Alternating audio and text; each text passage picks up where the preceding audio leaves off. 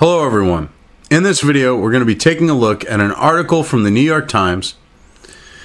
Now, this was published on the 17th of October, and it is written by Dan...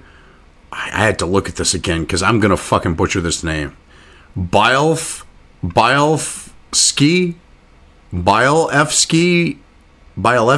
I don't know, something like that. And this is out of Canada. Legalizing recreational marijuana. Canada begins a national experiment. Now, it's funny. They're trying to play this up, and they're trying to make this sound like, you know, this is a situation where I don't know how to put it into words quite precisely and accurately as I'd like to. But they go in the interview, a bunch of these, you know, could give a shit otherwise pothead types, and make this sound like, you know, this is how Canada is. It's actually kind of funny, but they're trying to twist this around. It's actually a little messed up.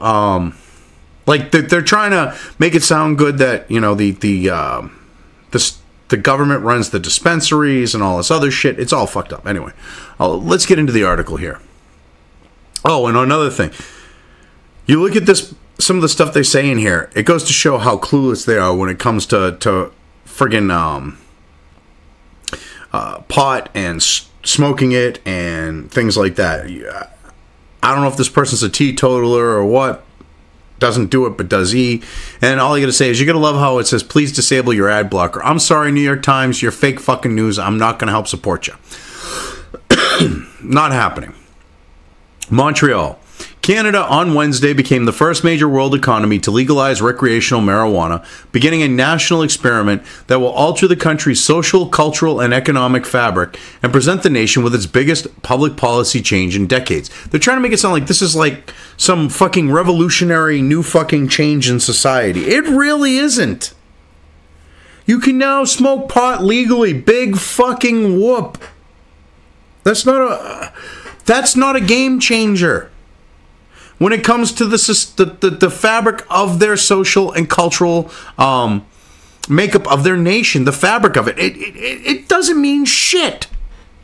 Except now you just have like more Tommy Chong types that are just like really, really polite, man. You're just gonna be like, oh, excuse me, eh? I'm sorry for like bumping into you.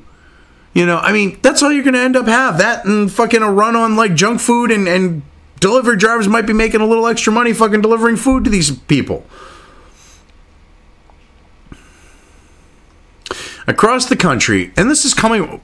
All right, before we go any further, and because I want to make this clear, I'm not anti-pot. I'm pro-legalization. All right, unlike Bill Clinton, I actually inhaled.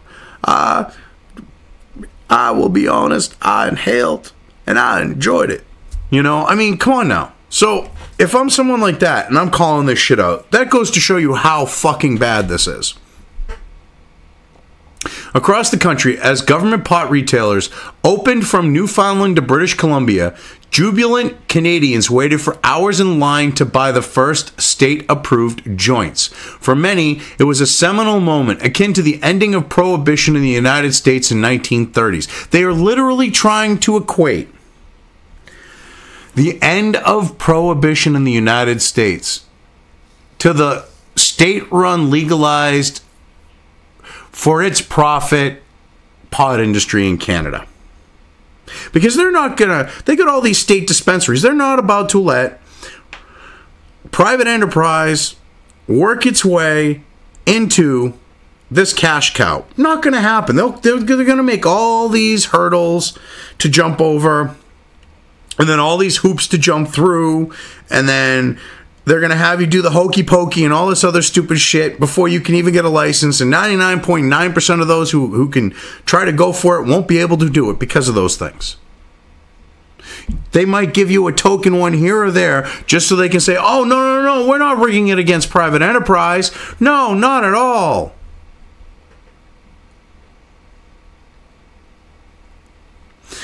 It was also an unlikely unifier coming at a time when Canada has been buffeted by bruising trade talks with the United States and has seen its Prime Minister Justin Trudeau repeatedly ridiculed by President Trump. What? Are you fucking kidding me? You have to slip in your Trump derangement syndrome and completely misrepresent shit here. Okay. Bruising trade talks with the United States. Excuse me. Stopping Canada from fucking over the country that your newspaper is in. Fucking over the economy that you are dependent upon. Okay? Is bruising trade talks for Justin Trudeau. Stopping, was it 200 or 300% fucking milk tax on U.S. milk going into Canada. Stopping predatory shit like that, protectionist shit like that, on when we're supposed to have NAFTA, the North Atlantic Free Trade Alliance, or what? I'll go with the A stand for. But you know what I'm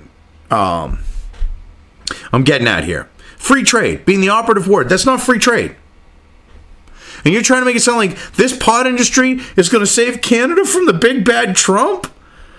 Making sure that we have fair fucking trade between Canada and the United States, or at least fairer trade? Are you fucking kidding me? That isn't good. It's substantial bank. Don't get me wrong. But it's a piss in the fucking bucket in comparison to the trade between the United States and Canada. Wow.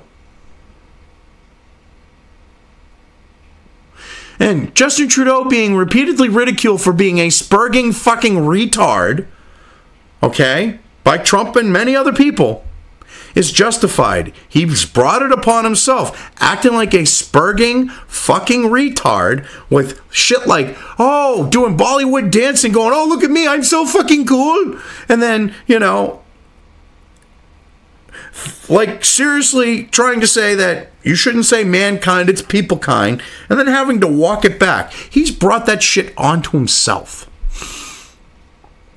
Canada is the second country in the world after Uruguay to legalize marijuana. Yeah. So what? They're one of the early ones to do it. You make it sound like this is such a big game, world-changing fucking thing. It really isn't. This is coming from someone, as I said, who has inhaled.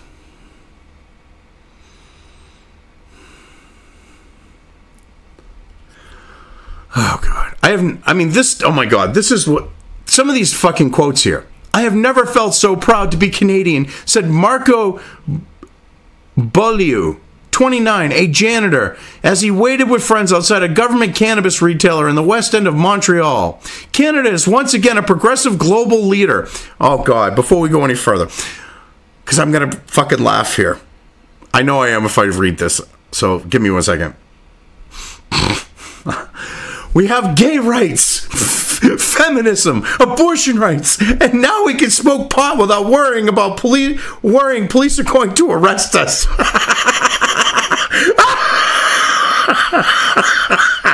I can't read that with a straight fucking face.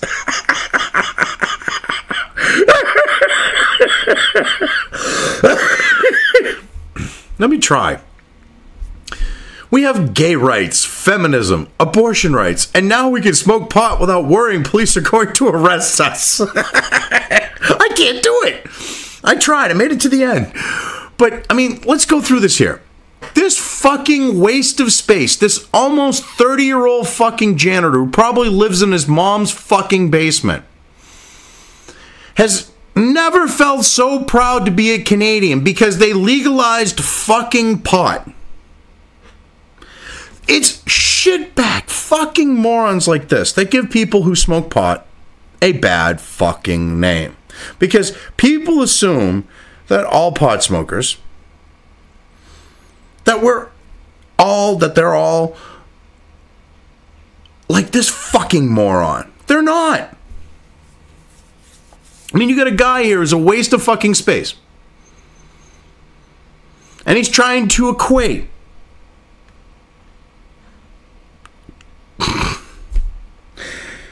that Canada is now once again progressive because it's legalized pot. And is a progressive global leader because of it. No. Uruguay beat you to it, number one. Number two, Because you legalize pot does not make you fucking progressive. It does not make you a global leader. It does not make you shit. It just makes you stoned, hungry, and having the munchies. And I love this. We have gay rights, feminism, abortion rights, and now we can smoke pot without police arresting us. So are potheads supposedly one of the persecuted groups that you're trying to ramble off here? You know, the gays, the feminists, you know, the abortion, you know, the baby murderers. I mean, seriously. This is some fucked up shit. I couldn't read that without laughing. I look at it and I look at it while I'm trying to just talk about this right now, and all I want to do is break out fucking laughing again.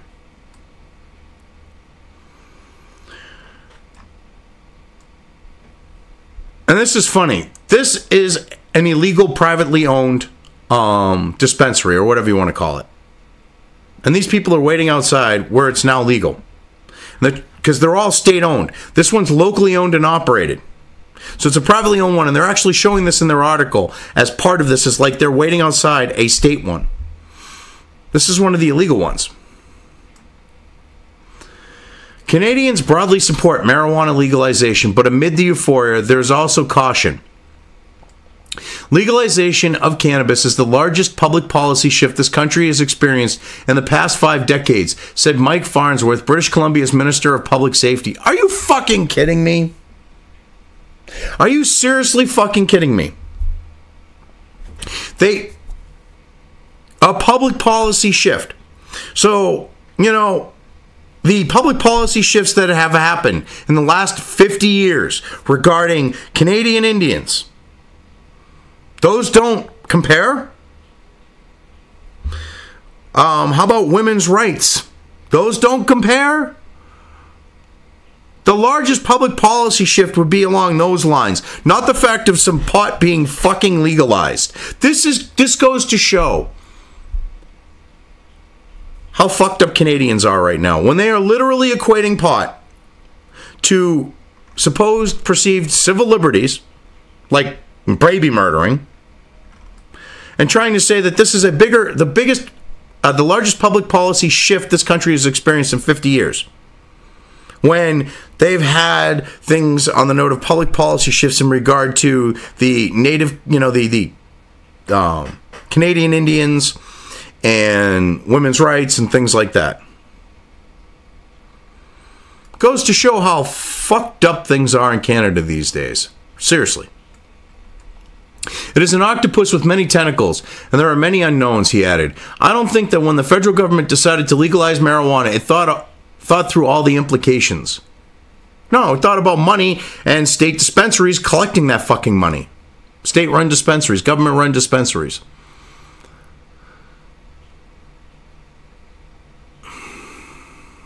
That's what it was thinking. In a stinging editorial published on Monday, for example, the Canadian Medical Association Journal called the government's legalization plan an uncontrolled experiment in which the profits of cannabis producers and tax revenues are squarely pitched against the health of Canadians. Well, considering that alcohol is legal in Canada, I don't hear you bitching about that when it's more detrimental to people than pot is. You just want to have control on the scripts and shit, because you get money for every time they visit, and they, you know, want another thing of pills. That's what it's all about. You're afraid it's going to take money out of your fucking pockets. Because why would someone go to you for some happy pills or some muscle relaxers or whatever else when they can just literally fucking just go buy some weed and get high?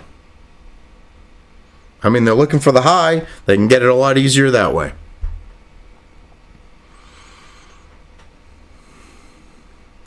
It called on the government to promise to change the law if it leads to increased marijuana use. Well, of course it's going to lead to increased marijuana use, because you're going to have the people who go, well, it's against the law, I'm not going to do it. Now go, well, fuck me, it's legal, and they're going to do it. That's right there. That's going to increase the use. Then you're going to have the fact that people are going to be more honestly reporting on whether or not they're smoking, which is going to increase the numbers, and you're going to therefore say that the use is, usage has increased. I mean, this is really easy stuff to figure out here. Under Canada's new Federal Cannabis Act, adults will be allowed to possess, carry, and share with other adults up to 30 grams of dried cannabis, enough to roll roughly 60 regular-sized joints. I guess they roll fucking pin bars in fucking Canada, eh? Because if you... the people I grew up with, the people I know today, people I'm friends with, if you fucking showed up with a half-gram fucking joint, you would be laughed out as being a cheap fucking prick. Okay, with multiple fucking people. All right, maybe a little half-gram pin bar might be okay to get barely high for one person, or the average pothead. But, yeah, you want at least a 1 gram joint these days, you know, for the fact of, especially with multiple people, which a 1 gram joint is fucking pretty thin. I mean, you could almost still pick your fucking teeth with a 1 gram fucking joint. With Canada and some of the gaps up there, I'm sure you could fucking pick some teeth with a 1 gram fucking joint up there. But yeah, I love this. The person who's written this has, you know, with the fucked up Polish name or whatever the hell it is, Ski, has no fucking clue what they're talking about. But they're trying to promote this as a good thing. I mean, literally, when you think that 30 grams makes 60 fucking joints, you're an idiot. Because, number one, like I said, half a gram joints are fucking pin bars. They're not average sized or regular sized. Number two, don't forget about the loss that you have from all the sticks and twigs and shit like that. That's going to take away from your weight and your total end count. Don't think about these things, though, now, do you? Because you ain't a fucking pot smoker. There will also be permitted a maximum of 4 homegrown marijuana plants per household in most provinces. It should be by person in a household. It shouldn't be by a household. It should be by adults in the household. So if you've got 2 adults, they should be able to have 8 plants. It should be by the person. Because what about an apartment building? That's a residence. The whole building could technically be considered a residence. If someone grows 4 plants, the other people could be considered shit out of luck. How's the law written? Got to make sure about shit like that. Marijuana for medical purposes has been legal in Canada since 2001, and about 330,000 Canadians, including cancer patients, are registered to receive it from licensed producers. Pre-rolled joints, fresh or dried marijuana flowers, and cannabis oil are all permitted under the law. Cannabis edibles, like pot-infused jelly beans, peanut butter, and coffee, won't be legal for another year. Yeah, because they want to wet their beak, get the dispensaries going good, get all the state ones up and running, and corner the market before they start introducing the other stuff. They want to... It's almost like they're intentionally being drug pushers here. I'm just saying. Because they're creating their market like a drug dealer would. They're going to get them all happy with it. Get them with pot. It's not hooked, but get them on board. We'll say, because what addiction there is would be, say, psychological. It's not physical. But they're going to get them on board, and then they're going to get them with the even more potent shit. Although they have cannabis oil, like, you know, waxed glass type stuff already, which is pretty potent. So I don't understand why they're waiting on the edibles, but it looks like that's what their plan is to do that, is build their clientele and then go from there. According to Canada's National Statistics Office, 4.9 million Canadians used cannabis last year and consumed more than 20 grams of marijuana per person. Yeah. Only 20 grams of marijuana per person?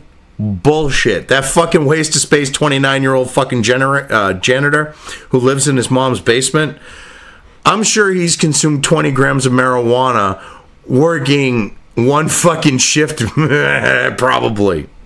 He seems like the type that would sit there smoking joints, one joint after the other, while fucking mopping up after the kids at night. Just saying. Oh, no, he'd probably do that in 3 days while working, to be honest. I mean, I could see him doing a quarter a shift. Figure, well, no, that would probably be a week for him at work.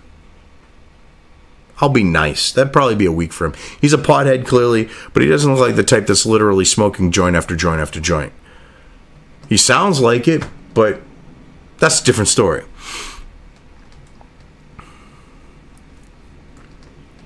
On Wednesday morning, the government announced that it would introduce legislation to make it easier for Canadians who had been convicted of possessing small amounts of marijuana to obtain a pardon.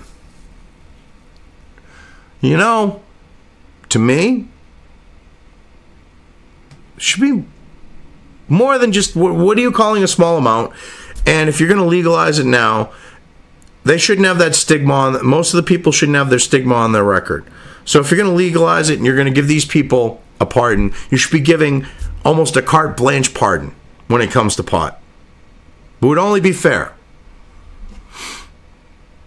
While the government is not offering a blanket amnesty, which you probably should if you're going to do this, Ralph Goodale, the public safety minister, said at a news conference in Ottawa that as a matter of basic fairness, the government would seek to end the minimum waiting period of 5 years to apply for pardons, as well as waiving the fee of 631 Canadian dollars.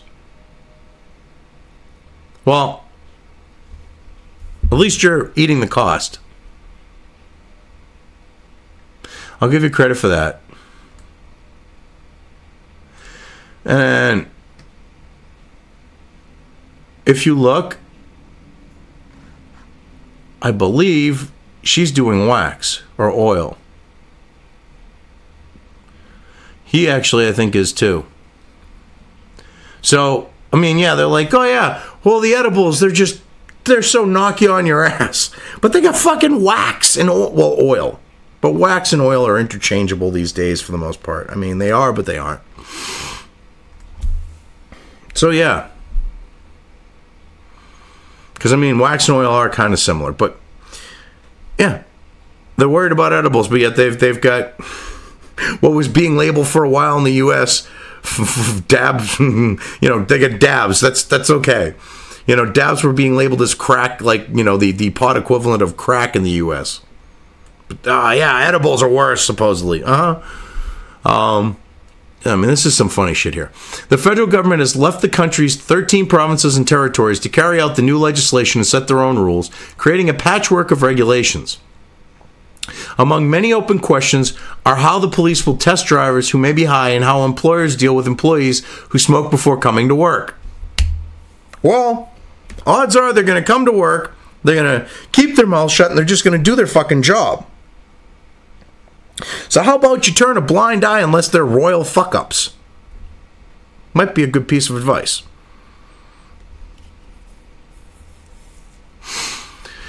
Bernard Lafall, a specialist in addiction at the Centre for Addiction and Mental Health in Toronto, a leading teaching hospital and research organization, said that although the center supported legalization, he was concerned that the public dissemination of information about risks had been insufficient.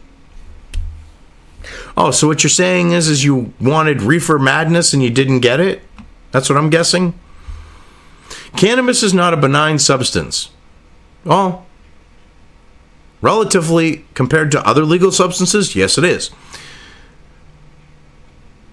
Dr. Lafall said, there is a clear risk of addiction, and it can produce significant mental health issues if used by the wrong kind of people. Now, what do you consider the wrong kind of people? Because that sounds kind of racist to me. That's like, now, let's talk about this risk of addiction before we get into that, actually, because I can bang out the risk of addiction. There is a psychological component to possible addiction, but that's about it. There's no physical withdrawal. It's not like crack or heroin or anything like that. Opiates, doesn't matter. It's not like that. And then this whole thing, let's get back to the idea of the wrong kind of people and how that sounds kind of racist. I mean, are you talking like the idea of black people? Because what you said was literally the I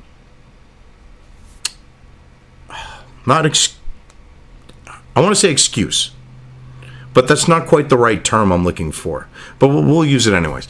The excuse that was used for marijuana being made illegal in the United States because blacks and Mexicans smoked it, and they were the wrong kind of people. So to me, it sounds like you're being a little bit fucking racist there, and you don't want blacks and Mexicans to be smoking the shit. Because, I mean, you got blacks and Mexicans crossing the border now. Well, you have blacks there that are, I mean, Mexicans crossing the border now, but Hispanics crossing the border. But you have blacks there, and it sounds to me like you don't want the blacks and Hispanics to partake. I mean, I'm obviously stretching things here by feel, because it kind of feels like that, but yeah, it kind of seems that way. He added, it took decades for the public to understand the risks of cigarettes, and the legalization of cannabis has taken place over a few years. Excuse me, but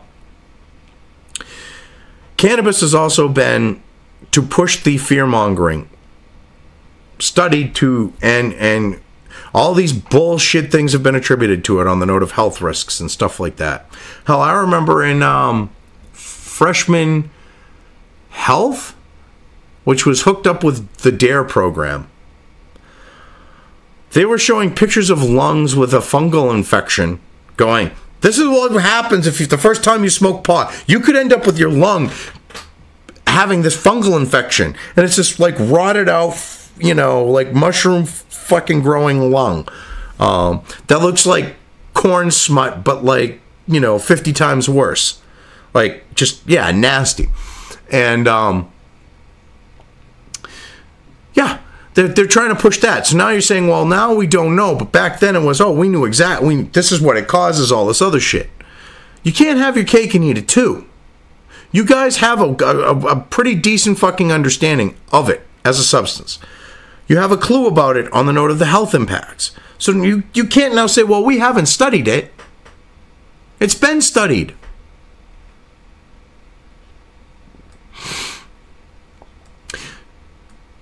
Jean-Sébastien Fallu. Oh, I fucking butchered that. Let me try this again, because I actually did some decent French enunciation the other day. I can enunciate French words properly. It's just the name sometimes. Jean-Sébastien Fallu, an associate professor of applied psychology and specialist in addiction at the Université de Montréal. Oh, I fucked up that. Université de Montréal. Said he particularly worried about the effects on young people. Well, yeah, it's understandable on young people, but this is legal for adults. I love how they're now trying to cloud this shit. We don't want young people to feel stigmatized, for example, if they don't use cannabis, Professor Fallu said. Okay. They're not going to be stigmatized. Number one. Number two, it's for adults. If the idea of the kids having it, they would have had it anyways because they would have got it illegally back prior to this. They have to get it illegally now. So don't try to make it sound like this legalization is going to cause this situation. It just doesn't work like that. The legalization of cannabis has led to a so-called green rush, with licensed cannabis growers pressing to get a foothold in what is expected to be a 5 billion industry, 6.5 billion Canadian. By 2020, buttressed with the expected arrival of thousands of pot tourists from the United States. Yeah, this is another thing. We already have cannabis tourism here in the United States. You have it with the Pacific Northwest and California. You have it with Colorado. Why is, and DC even, I believe, has recreational. But why is someone gonna go to Canada just to smoke some fucking pot legally when they can do it in the United States? Makes no sense. They're banking on the fact that they're going to get this massive influx of tourist dollars, and I don't see it happening. I mean, you might have the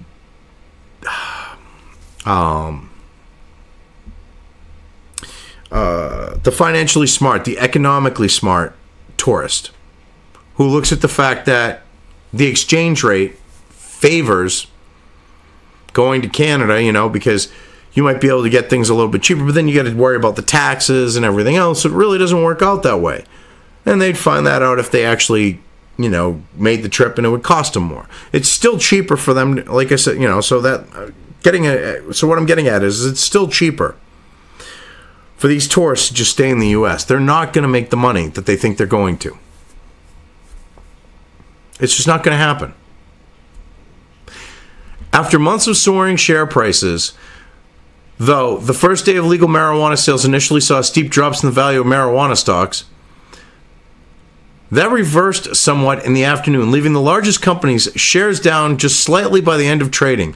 Many analysts say the value of legalization was long ago priced to the share's value. Now, here's another thing.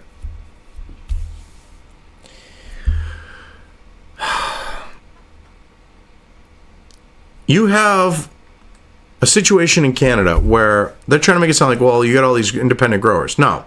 A lot of this is corporatized. You've got shares of stock in companies. They just, prior to this, were like, oh yeah, you got all these independent growers looking to get permits, blah, blah, blah, blah, blah.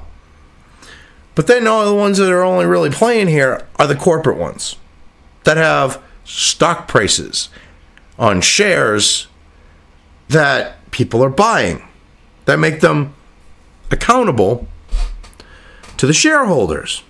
That doesn't sound independent to me. That sounds corporatized. That sounds like corporations and the Canadian government in bed to basically bilk the Canadian citizenry for cannabis. Because they're not going to allow for many private dispensaries to pop up. They want to control the market. And these stock prices, I don't think they're going to stay up there. I think it's going to be a bubble. I mean, it's just my gut, but I think it's going to be a bubble, and it's going to go up a bit, and then it's just going to drop. Because right now, it's just hype. You got all these people going, ooh, I'll invest in this. And they're not the smart investors. They're just the ones going, ooh, it's a pot company. I mean, not all of them are like that, but those are the ones that are going to cause this bubble and cause it to burst.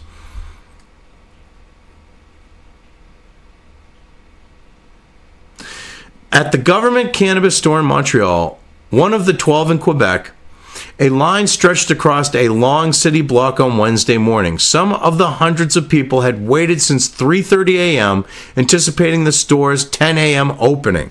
That's some fucked up shit. When you will literally camp out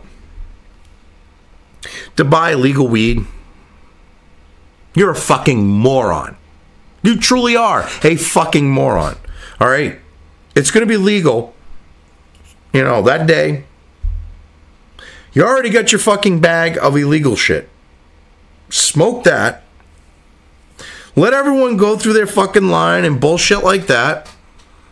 And then walk in where you don't have to worry about, feeling like you're being herded like fucking cattle through the slaughterhouse. You already got your fucking weed, you morons. Why the fuck would you do this shit? Oh, because it's a party! Because you're fucking morons who got your priorities fucking ass backwards.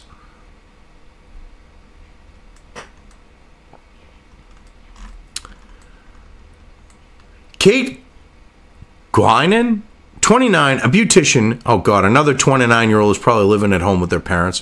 A beautician said she planned to celebrate the historic moment on Wednesday night with several puffs on a joint. The low cost of government pot, she added, was a big draw for her, along with the fact that legal marijuana was screened and devoid of contaminants. Oh, God, they're now trying to make the case for government dispensaries, which I'm sure legalization in the U.S., the Democrats would go for that because of all the money and shit like that. But, so she's going to celebrate with a couple puffs. So she's waiting in line like a fucking idiot. And she's like, oh, well, it's also free of contaminants and devoid of, and it's clean. And, well, guess what? Most of the stuff that you would end up buying anyways comes from the legal industry. That's the thing that's going on in the United States now. You have so many people growing pot that these same people that are growing it for the dispensaries are dumping their crops, at least part of them, onto the black market. And you're getting the same quality. And I'm sure it's the same situation in Canada right now. And she's talking about the low cost of government pot. I have never, ever, ever seen anything that is done by the government as low cost. Wow. If the government is actually putting out pot cheaper than the guy, your pot dealer, then there's a fucking problem. Maybe it's shitty weed on the note of the stuff you're getting from the dispensary, or your fucking dealer is gouging your ass. Just saying. In Halifax, the move was similarly buoyant.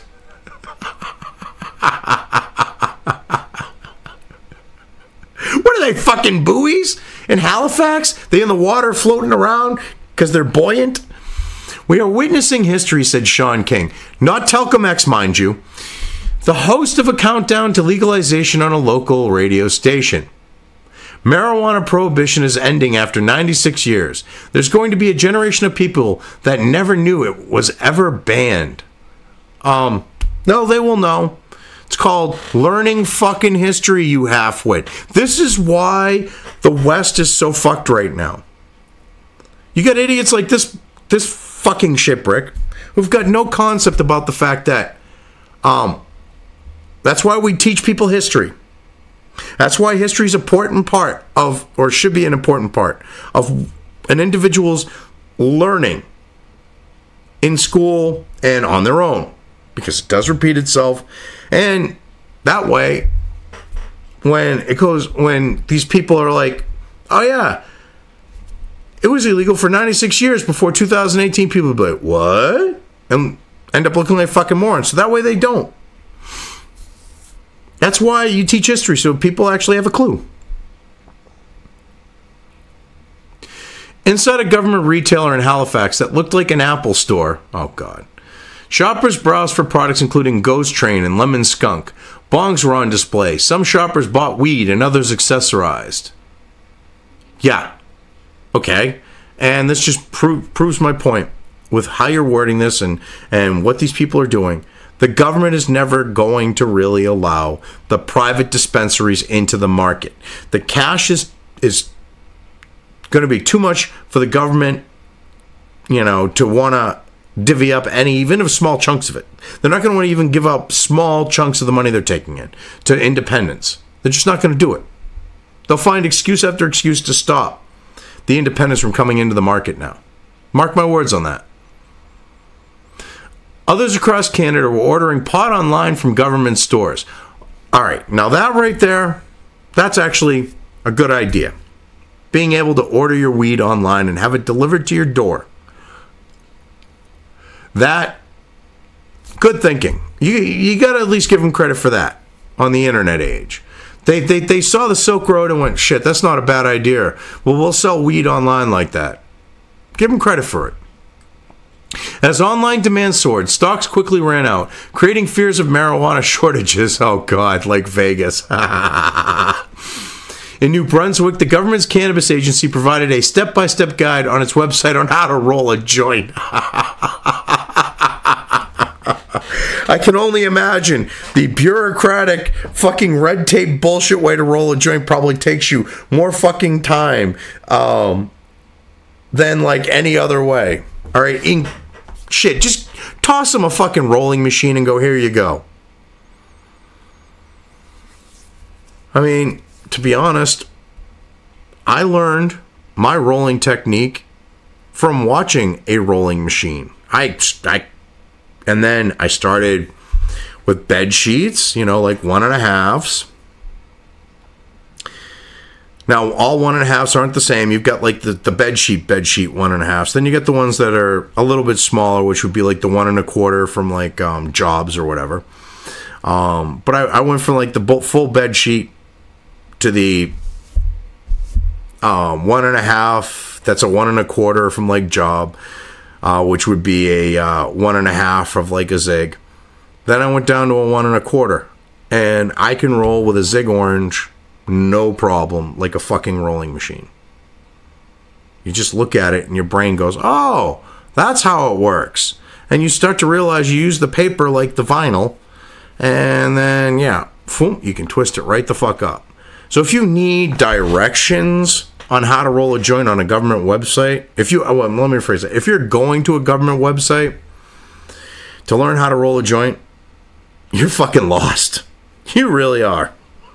You're fucking desperate. You'd be better off smoking out of a bong or a bowl or some shit like that. Just saying.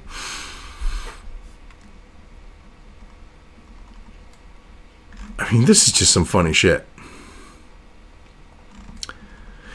The stated rationale for legalizing cannabis was to tame an illegal multi-billion-dollar trade. No, it was because Canada was getting upset that they weren't getting any money off of that fucking trade. That's what it was about. It wasn't about to tame an illegal multi-billion-dollar trade. It was about getting their fucking fair share of it. But from Toronto to Winnipeg to Vancouver, hundreds of illegal shops have indicated that they have no intention of shutting down, and the black market supply chains remain deeply entrenched. I mean, this just goes to show how fucked up Canada is. Now, mind you, these were places that were set up for the medical stuff, and they were just kind of blind eye. But they have these illegal shops that are running there, that were there first, that aren't planning on shutting down, that are going to end up getting shut down. They're going to be forced to close their doors. And those that are operating, that try to get the permits, they're going to be denied. And anyone else who comes in and tries to get the permits is going to be denied. It's just going to be a clusterfuck where the government controls everything. Watch. I've already said this before, but it's going to happen. Because, I mean, when you have them with no intention of shutting down, and they're saying that the black market supply chain remains deeply entrenched, they want to control that shit. They want to dominate that shit. They want to shut that shit down on the note of the government.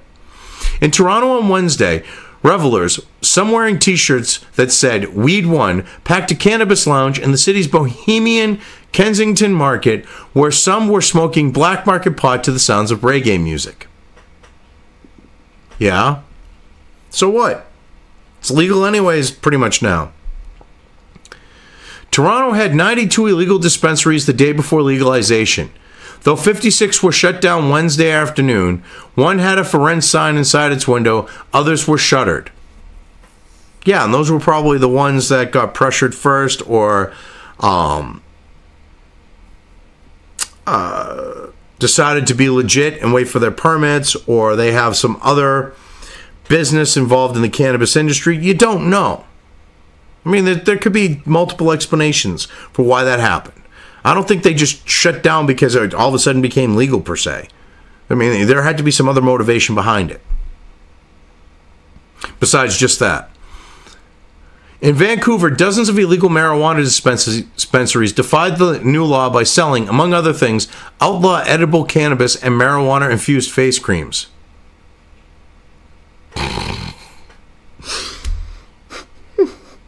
Because heaven forbid that you get nice, soft, silky skin from a marijuana-infused face cream.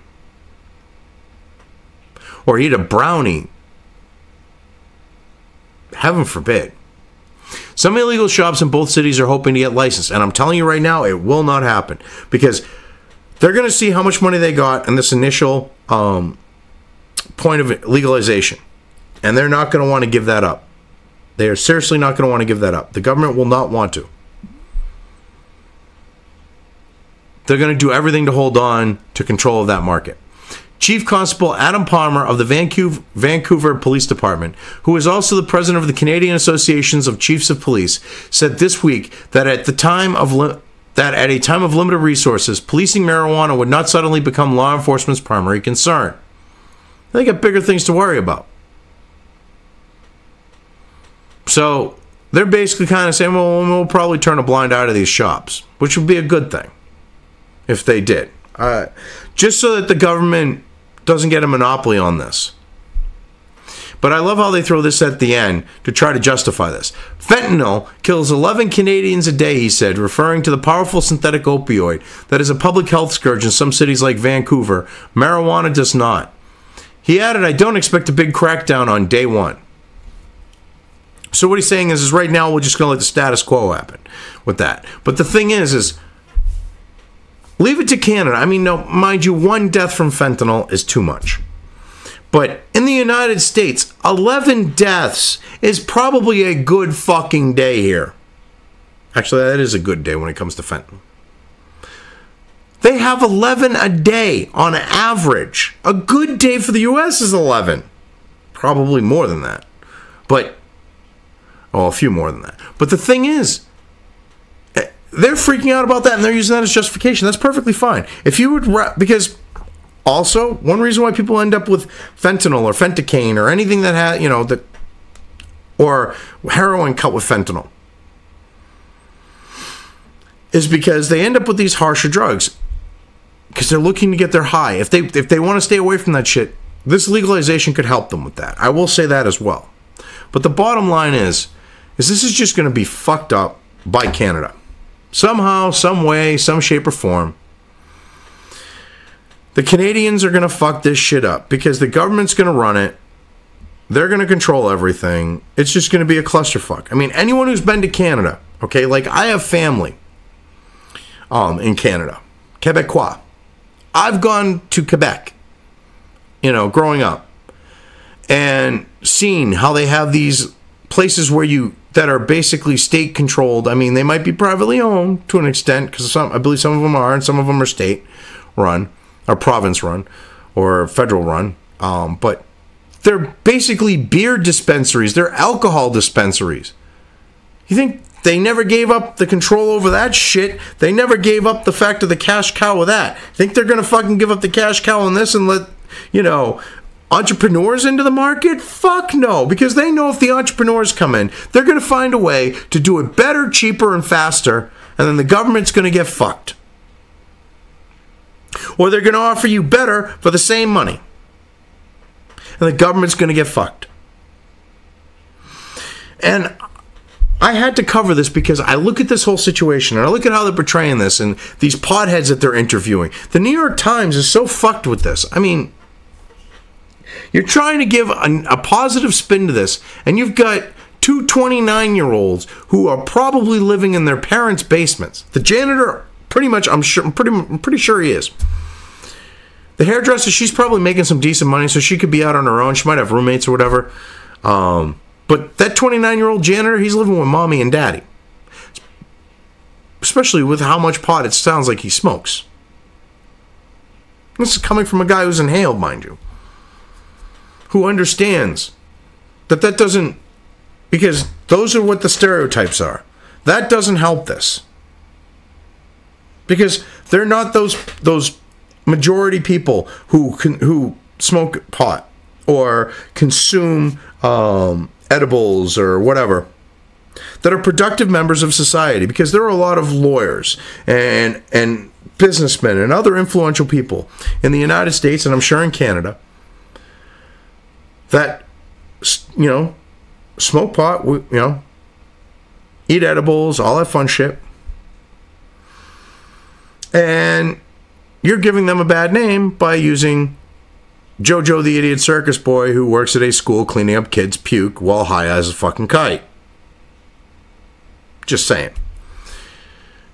Anyway, I've covered this well enough. I'm just going to leave things here. If you liked this video, depending on where you are watching it, please give it an upvote or thumbs up. If you want to know when new content of mine hits the internet, don't forget to subscribe to one or more of my social media or video accounts listed here. Also, with YouTube, don't forget to ring that bell. You can find all of my video content on both BitChute and YouTube. This may not be the case with other places I upload to, but I will try to minimize this happening. You are always welcome to interact with me at any of these sites on the list, so feel free to do so. If you have anything you want me to cover in a video when it comes to news or current events, send it right along to me. I will try to do my best to cover it. As always, thank you for watching.